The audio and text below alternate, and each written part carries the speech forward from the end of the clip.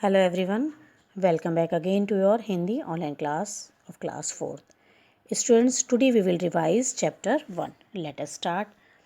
Chapter 1 है भाषा और व्याकरण। तो बच्चों, भाषा क्या होती है? भाषा वह साधन है जिसके द्वारा मनुष्य बोलकर या लिखकर अपने विचारों को दूसरों को समझाता है, बताता है तथा दूसरे मनुष्य के विचारों को या भावों को समझता है ना। भाषा के कितने रूप होते हैं?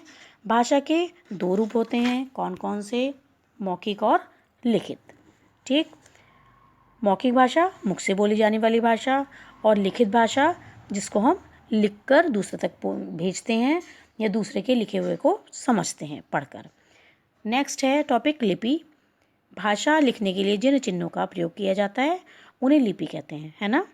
विभिन्न भाषाओं की लिपियाँ भी अलग अलग होती हैं, विभिन्न होती हैं। हिंदी व संस्कृत भाषा की लिपि देवनागरी है।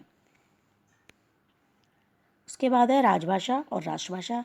बच्चों, हमारे देश की राष्ट्रभाषा और राजभाषा दोनों ही हिंदी है। इसको राजभाषा का गौरव 14 सितंबर 1949 को प्राप्त हुआ। अब है टॉपिक मातृभाषा। जिस भाषा से बच्चा सर्वप्रथम परिचित होता है, जिसे वह अपने परिवार के लोगों से सीखता है और बोलता है, उसे मातृभाषा कहते हैं, है ना। ये चैप्टर आप पढ़ चुके थे पहले, अब आप रिवाइज कर रहे हैं तो इसलिए मैं आपको शॉर्ट में समझा रही हूँ। अब है व्याकरण। व्याकरण वह शास्त्र है जिसके द्वारा हम किसी भी भाषा के शुद्ध रूप का पूर्ण ज्ञान प्राप्त करते हैं। व्याकरण के 3 अंग होते हैं। कौन कौन से? वर्ण, शब्द और वाक्य। वर्ण भाषा की सबसे छोटी इकाई होती है जिसके और अधिक टुकड़े नहीं कर सकते। शब्द वर्णों के मिलने से बनते हैं और वाक्य शब्दों के मिलने से बनते हैं। अब देखेंगे इसकी एक्सरसाइज। देखिए, मौखिक भाषा किसे कहते हैं? मुख से बोली जाने वाली भाषा को। मौखिक भाषा के 2 उदाहरण, गाना गाना, कविता सुनाना। भाषा की सबसे छोटी इकाई क्या है? वर्ण। शब्द किससे बनते हैं? वर्णों के मिलने से। भाषा किसे कहते हैं? भाषा अपने विचारों को दूसरों तक पहुंचाने व दूसरों के विचारों को समझने का साधन है। नेक्स्ट क्वेश्चन, भाषा के कितने रूप हैं? उनके नाम लिखिए। भाषा के 2 रूप हैं, मौखिक और लिखित। थर्ड क्वेश्चन, लिपि किसे कहते हैं? भाषा को लिखने के लिए प्रयोग किए जाने वाले चिन्हों को लिपि कहते हैं।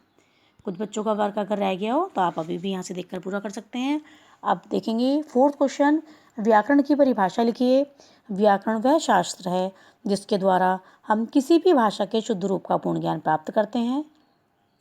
नेक्स्ट एक्सरसाइज, रिक्त स्थान। कविता सुनाना भाषा का मौखिक रूप है। अंग्रेजी भाषा की लिपि रोमन है। व्याकरण के 3 अंग हैं। वर्णों के सार्थक समूह को शब्द कहते हैं। हमारी राष्ट्रभाषा हिंदी है। Now MCQS। विचारों को प्रकट करने का सशक्त माध्यम भाषा। हिंदी को राजभाषा का दर्जा मिला 14 सितंबर 1949 को। हिंदी भाषा की लिपि देवनागरी।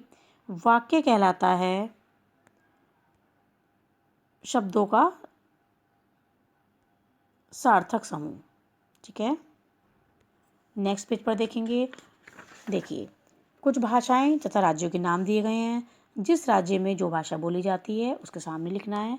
पंजाब में पंजाबी, केरल में मलयालम, उत्तर प्रदेश में हिंदी, तमिलनाडु में तमिल और महाराष्ट्र में मराठी भाषा बोली जाती है। बच्चों, अब last exercise of the chapter, दिए गए शब्दों की वर्तनी शुद्ध करके लिखिए।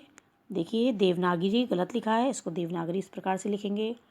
परिवार की वर्तनी ये है, मातृभाषा की वर्तनी ये, मौखिक की ये, और लास्ट में संस्कृत की वर्तनी इस प्रकार से आप शुद्ध करके लिखेंगे। तो बच्चों, चैप्टर का रिवीजन आपका पूरा हो गया है। इस चैप्टर को आपको याद करना है क्योंकि आपके टेस्ट स्टार्ट होने वाले हैं, और उसके साथ साथ ही आपको आगे के चैप्टर भी याद करते हुए चलना है। तो बच्चों, नेक्स्ट वीडियो में फिर मिलेंगे। Thank you.